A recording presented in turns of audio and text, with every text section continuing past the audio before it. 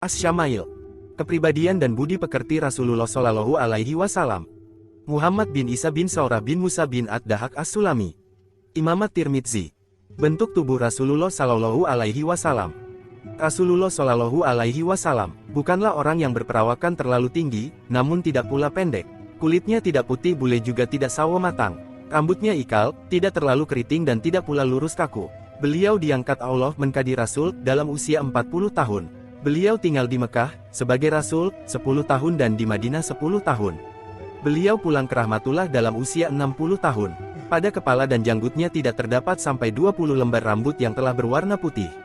Diriwayatkan oleh Abu Raja Qutaibah bin Said, dari Malik bin Anas, dari Rabi'ah bin Abi Abdurrahman yang bersumber dari Anas bin Malik radhiyallahu anhu. Anas bin Malik radhiyallahu anhu adalah Abu Nadr Anas bin Malik al-Ansari al-Bukhari al-Khazraji. Ia tinggal bersama Rasulullah Shallallahu Alaihi Wasallam dan membantu beliau selama 10 tahun. Dan ia adalah sahabat yang paling akhir meninggal dunia di Basrah, yaitu pada tahun 71 Hijriyah. Perawi menghilangkan bilangan satuannya dari puluhan atau digenapkan, karena kebanyakan riwayat menyatakan bahwa Rasulullah Shallallahu Alaihi Wasallam tinggal di Mekah sebagai Rasul 13 tahun, dan wafat pada usia 63 tahun. Aku tak pernah melihat orang yang berambut panjang terurus rapi, dengan mengenakan pakaian merah, yang lebih tampan dari Rasulullah Shallallahu Alaihi Wasallam. Rambutnya mencapai kedua bahunya bidang. Beliau bukanlah seorang yang berperawakan pendek dan tidak pula terlampau tinggi. Diriwayatkan oleh Mahmud bin Ghailan, dari Waki, dari Sufyan, dari Abi Ishaq, yang bersumber dari Al-Bara bin Azir radhiyallahu anhu. Rasulullah Shallallahu Alaihi Wasallam tidak berperawakan terlalu tinggi dan tidak pula terlalu pendek. Beliau berperawakan sedang di antara kaumnya. Rambut tidak keriting bergulung dan tidak pula lurus kaku, melainkan ikal bergelombang. Badannya tidak gemuk, dagunya tidak lancip dan wajahnya agak bundar. Kulitnya putih kemerah-merahan, matanya hitam pekat dan bulu matanya lentik. Bahunya bidang. Beliau memiliki bulu lebat yang memanjang dari dada sampai ke pusat. Tapak tangan dan kakinya terasa tebal.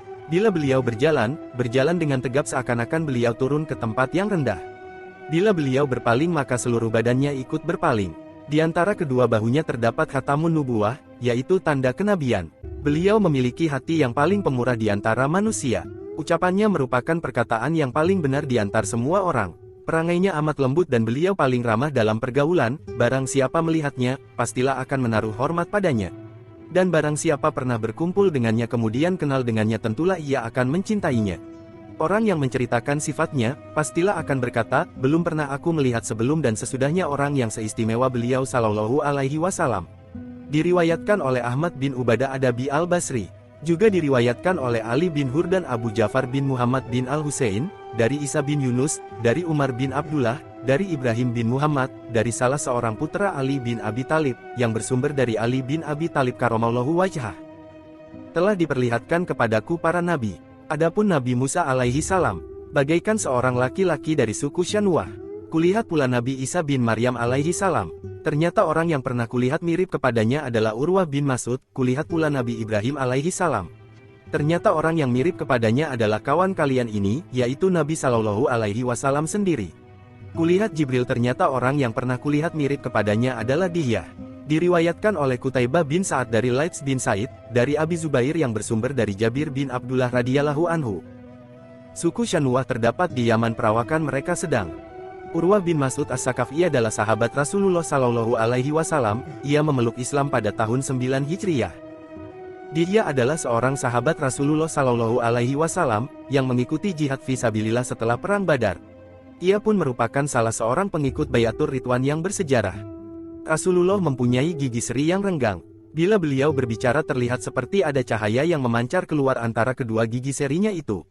Diriwayatkan oleh Abdullah bin Abdurrahman, dari Ibrahim bin Munzir al-Hizami, dari Abdul Aziz bin Sabit az-Zuhri, dari Ismail bin Ibrahim, dari Musa bin Uqbah, dari Quraib yang bersumber dari Ibnu Abbas radhiyallahu anhu.